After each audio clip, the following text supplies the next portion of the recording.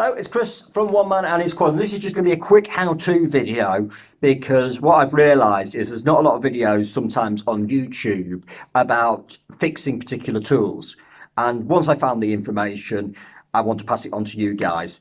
One of the cases this morning was one of the stems got stuck in my riveter. The actual rivet failed, so the big end of the stem which pulls through was stuck. So there was no point bashing it or trying to pull it out. It was not going to come out. That way the rivet had totally failed. It was a defective rivet. Putting one of these back together can be a bit of a black art. I love this tool. Nice, easy one-handed operation, nice and comfortable. Some of the metal riveters, some of the more traditional style riveters I call them, can be a bit uncomfortable to use. This, one hand, brilliant. However, it's taken a bit of time to work out how to get it back together. Now, I'm probably going to regret doing this again because I've just got it all back together, but I'm going to take it all apart.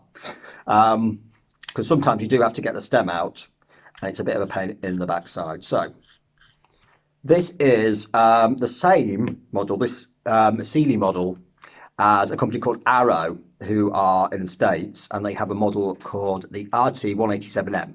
That is this riveter, isn't it, Erin? It is this riveter. Erin is just sat opposite me and she thinks I'm having a conversation with her. So that's this riveter. So if this guide is a bit too complicated, maybe you don't see enough of the things you need to see, there is a guide which I'm going to add to the link for the Arrow version of this riveter, but they are identical riveters to look at. I'm just going to take it all apart, and the big problem you get is these little metal teeth. Working out how to put them back. So I'm going to take everything apart. So I've got the barrel there, the spring. I may not call things the correct terminology, but I will try and show you as much as I can. First thing you need to do, take this like a large nut piece here, and I'm going to place this. I'm going to try and do this so you can see it. You probably just can't. I will use that box there. A box of tissues. And that's now 2 hands. It's classic, isn't it? I'm trying to hold this up as best I can. I'm going to place this on the table with the thread end pointing towards the sky.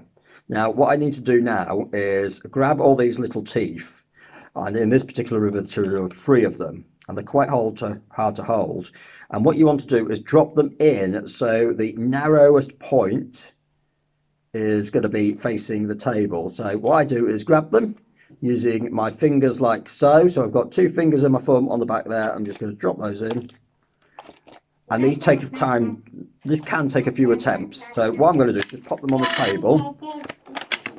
And then I will show you, because it's probably easier if you're on a nice hard surface. Isn't it, Erin?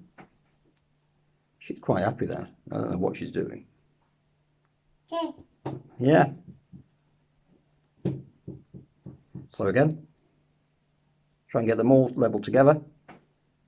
That's the camera. I can see. So that's the thin end, by the way, and that's going to go drop down into the hole. And again, a few attempts.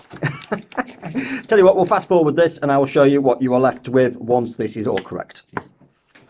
So sometime later, and you won't regret doing this, you are left with that. So you're dropping, so the big ends are up here. I don't want to twist it too much, but the wider ends are up here and the thinner ends are down there, forming that circle with a triangle in to allow the stem of the rivet to go in. So pop those back down on the table carefully. What I found is I've used a pad of paper, like a notepad, because if you drop it onto a hard surface, the little teeth, they bounce back up and then they displace from where they should be. So there's a top tip. Use something that's going to cushion the blow.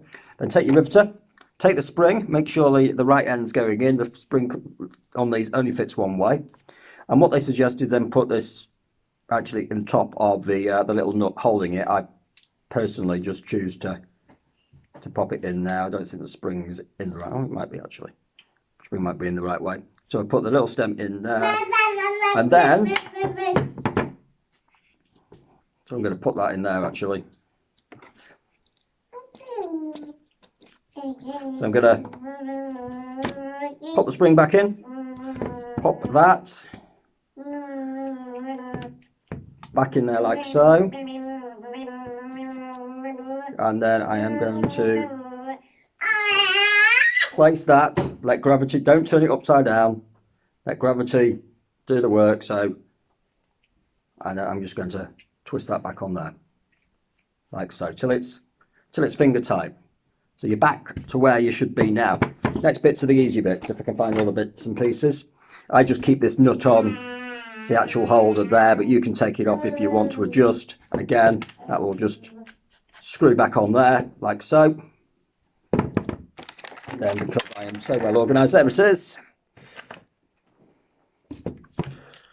Put the stem holder vice guide sort of thingy back in, and we have reassembled. So, important point, place the holder on the table, drop them in using your thumb and your two fingers. Make sure they're all in straight. Don't sort of skip that step and try and do it faster. And what you should be left with, if I take the stem grip off, is once we release the catch, is a functioning riveter. It should be doing that. It should be going back and forth as you squeeze and retract the handles. That's working perfectly now. Hopefully this has been a useful little 5-minute video. Like I said, there is an arrow riveter. Just look for the, I think it's the RT187M, which is a carbon copy of this. Sealey probably produced this on license for the UK. So that's the riveter you are looking for. I will try and remember to add a link to the that particular disassembly and reassembly video in the description below. But that is it. Hopefully that's been useful, and hopefully I'll do a few more how-to videos in the future.